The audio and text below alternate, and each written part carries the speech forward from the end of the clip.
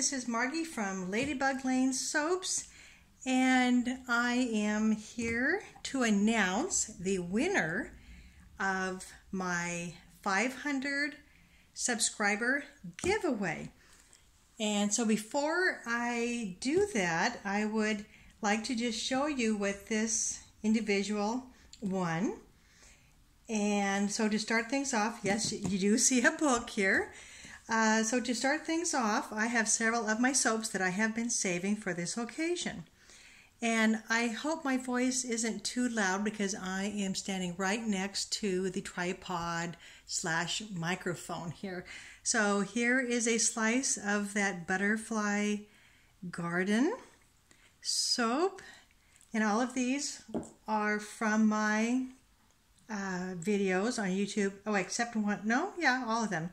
And this was one of the latest ones that, gotta make sure I'm in view here, that Bamboo Mint, and I absolutely just adore this fragrance. It is just fabulous. And this is the Lavender and Sage, and I really need to make another batch of that because I just really liked how that turned out. And this is that essential oil with the spearmint, and it still smells really, really nice and strong. And then of course I have, I still haven't trimmed up that, oh shame on me. And that was the flip-flops and the sunglasses one, which I thought was rather cute. And here was that berry patch, the berry patch one with the cute little berries on top. Alrighty, so I am quite excited about this. So I was mentioning, there we go. I was mentioning that one of the prizes will be one of my books that I wrote, and this is titled Goodnight Eleanor. And isn't that just the most loveliest picture of this Victorian age gal? And so I wrote this many years ago, and so I just thought that I would just read just one of the short chapters in here, and then I will reveal the name of the individual. I have contacted her just to make sure that she is who I thought she was. So the story takes place in Seattle, Washington, during the years of 1909 through 1910, and it's kind of a mix of a diary that the main female character keeps, and it kind of weaves in and out between the diary form with other characters. And so the chapter of Nate here is at the very beginning. He is the main hunk of a guy character, and so he right now has come back to Seattle, where he was from after a long leave of absence. And so the University of Washington on campus, for those who don't know, it was originally built for the Alaska Yukon Pacific Exposition. It was kind of like the World's Fair, if you will. And then so after the World's Fair, they tore down most of the buildings, and which were kind of disposable, I guess you would say. And so there was just a handful of the original buildings left, one of them being the beautiful library there. So anyway, just for fun, I just thought that I would just read you a small little excerpt here, and then I will reveal the winner. All right, let's go. So Nate. The young man stood near the bust of James J. Hill, the empire builder. He thought it was an appropriate and timely tribute to a really great man while he was yet in the flesh, instead of the customary habit of paying post mortem tributes. Nate witnessed the unveiling months ago, for he was one of the 2,100 men who made the Alaska-Yukon Pacific Expedition possible. Crossing his strong arms across his chest, his rough hands snagged his wool coat.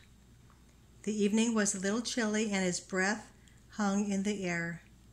Tonight he might let his feet wander over the grounds again, perhaps covering some of the 7 miles of illuminated walkway for the last time. Or he could stay seated on the curved steps leading up to the manufacturer's building. Nate leaned his head back and felt small in comparison to the magnificent columns behind him. It was going to be difficult leaving the exposition. He had made many friends. Those who worked with him were decent men trying to earn an honest living. Nate leaned against one of the columns, out of the way of the crowds. He enjoyed watching people come and go, exclaiming wonderful praises on this building or that building. He almost felt shameful that, among all the hard-working men who put up the fair, he really did not have to be there, at least not for the sake of pay. Prior to coming to Seattle, Nate paid the Yukon a visit. He was not expecting to find much gold, since the big rush was pretty much over, but it was there, and he found it. The Yukon had been good to him, very good. He had managed to slip out of Alaska quietly without being robbed or killed. But tonight, Nate's thoughts ran in many directions. Although he pondered his new wealth that could take him anywhere or could buy him anything, he wondered about his life. There wasn't too much that Nate hadn't done or tried. There was the back-breaking work of laying down railroad track. He worked the wilderness, raping the forest for the sake of building new homes. He worked at shingle mills, but left on account of the dangerous work which left men without fingers, hands, or limbs. Nate pressed his eyes shut. He was still trying to forget. For a while he was needed as a stump farmer, blowing up what remained deeply rooted in the soil, refusing to let go of what always had been, to make way for homes, vegetable fields, and dairy pastures. Hard work he never shied away from. It had been a long time since he left Seattle. He was 13 then. Now 14 years later, Seattle looked very, very different. There were jobs for everyone who wanted one in the Pacific Northwest. Nate kind of liked the idea of settling down. If the Seattle area did not keep his attention, there was always Oregon. A $1 million Seattle plant near Portland would be breaking ground in September. The plant was expected to cover 12 acres, and that could keep his hands busy for a year. Nate leaned back on the column and drew his eyebrows together and sighed. He didn't know. He just didn't know.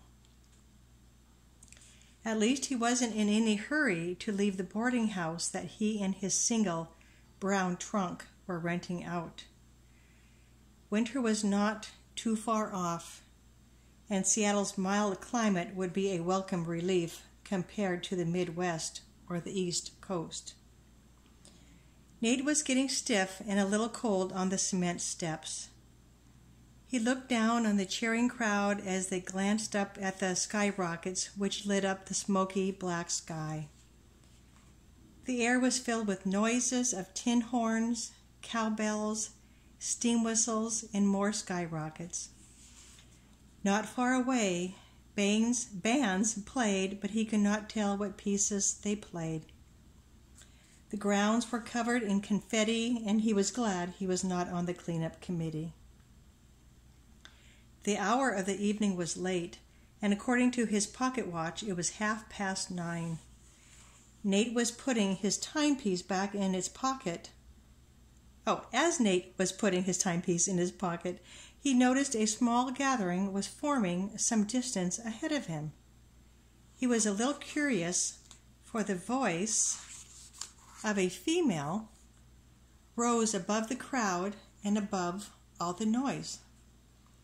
It was more than natural curiosity that propelled him forward as he separated the crowd with his arms and body. "Someone help me, please! My sister has fainted," a young lady was frantically pleading. Nate pushed aside the gawking observers and knelt down beside the handsome young woman, whose face was very pale and whose eyes were closed while her head was cradled against her sister's bosom. "What happened?" asked Nate. "She just fainted. It's all my fault making her walk so much tonight, especially since she's not feeling well and being so tired. I'm sorry, Eleanor. I'm so sorry." "Let's get her off the ground," Nate suggested, as he had already begun to scoop up the limp body of one Eleanor. After getting a good grip on her through yards of material, he let her head gently fall back on his shoulder. "Is she going to be all right?" the worried sister asked. Nate looked down at the young woman who was resting in his arms. "I don't know, miss." It was true. He didn't know, but what he did know was that she was lovely and that her name was Eleanor, and she was in his strong arms. His thoughts were interrupted by a male voice. "What's going on?" "Oh, Bertie, Eleanor has fainted. I think we should get her home right away." "Of course, Alice." It suddenly dawned on the young man named Bertie that someone was holding the fainted sister. His eyes rose up to the unknown face of Nate, and they narrowed slightly at the stranger. "I thank you for coming to our aid, but I can take her now." Bertie held out his arms, but to his dismay they stayed empty. "Miss Alice, is it? Where is your motor car?" Nate inquired. "We came in the Harper's motor car. Bertie's father owns the Broadway Automobile Company," Alice quickly replied, nodding to Bertie with a little smile. Such an impressive fact should have made Mr. Harper beam with pride, but failed to do so. In its place, a wrinkled forehead unpleasantly emerged, for how could this irksome stranger brazenly insinuate that a woman might own, let alone try to operate such an expensive machine, even if it was on the borrow from his father? Nate fairly ignored the irate, shorter fellow. "Then please, Mr. Harper, show me the way." The young man named Bertie Harper did not move, and he glared at the man who was holding Eleanor close. "I do not wish to sound ungrateful, but if you would be so kind as to place the young lady in my arms, you may go about your affairs which we are keeping you from." Nate smiled at the young man, who gave him a look of reproach. Knowing full well that he may be infringing on another man's claim, should have given him pause, for such conduct was unbecoming of a gentleman. But this rare opportunity of stirring and assisting Mr. Harper's vexation was too good to pass up. "I have nowhere to go but to deliver this young lady to your motor car, Mr. Harper. She is quite safe, for I have no intention of running off with her." "Oh, darn." Eleanor was starting to moan, and Nate took a few steps forward on purpose to force Bertie in the direction of his motor car. "This way," he growled, walking quickly through the crowd, followed by Nate and Eleanor, and her sister, who was almost trotting behind them. As the foursome cut across the grounds to the parking area, Alice thought it was her duty to explain her sister's situation to the stranger. "You see, she had a perfect job at the insurance company, but they made her quit, though she has agreed to work Saturdays for Mr. Whiting because the office is in total shambles. Since Eleanor is the oldest of us girls, it was up to her to work for those beastly men. They are working her to death, as you can very well see." Eleanor has not had a rest in 5 weeks and was so looking forward to the last day here. After she left Mr. Whiting's office, she bought a new hat from her good friend, Miss Ernestine McAfee. Oh, her hat! Her new hat is gone. In all the excitement, I did not notice. Sorry, neither did I, Nate added. Eleanor will be shook about it, Alice wailed. She traded dozens of jars of her best raspberry jam for that beautiful hat. Now who knows how long it will take to save up for another just like it. Here we are, Bertie proudly announced as he reached a touring car. Alice gathered her skirts and lifted herself up on the running board and sat down while Bertie brought the automobile to life. He was too busy with the machine to notice that the stranger had carefully placed Eleanor next to her sister. Take care of her, Nate whispered to Alice before he stepped down from the running board. Thank you, Mr. Bertie Harper threw the motor car into reverse, turned the steering wheel sharply, and without looking back, dashed forward as he drove off into the night. Alice looked back at him and waved a small wave until she couldn't see him anymore. There was nothing for Nate to do except go back to his lonely room at the boarding house and go to bed.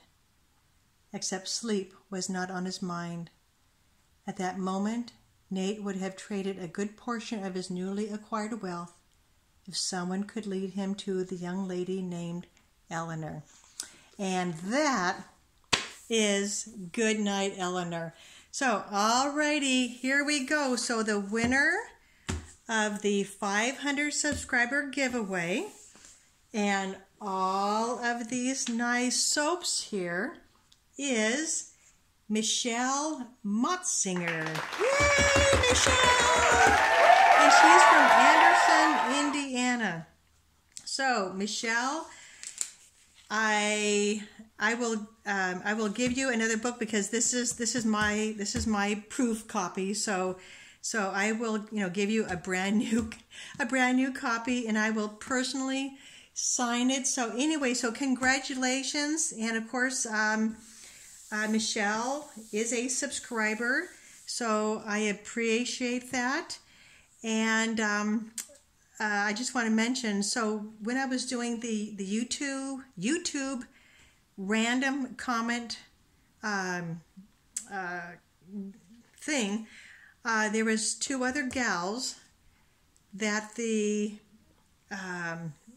picker thing chose, but then I discovered that those 2 individuals were not subscribers, so then I had to go on to the 3rd person, which was Michelle. So anyway, so Michelle, I will probably be sending this in the mail to you on Monday. So congratulations. And so I need to get going and make some more soap because I have not soaped for a week. So anyway, I hope everybody enjoyed the little excerpt, and if anybody is interested in just purchasing a copy of this, or it's on Amazon, and it's, of course, it's in the paperback, and it's also on Kindle. So all right, everybody, thank you so much for watching, and again, Michelle, congratulations. Alrighty, bye bye.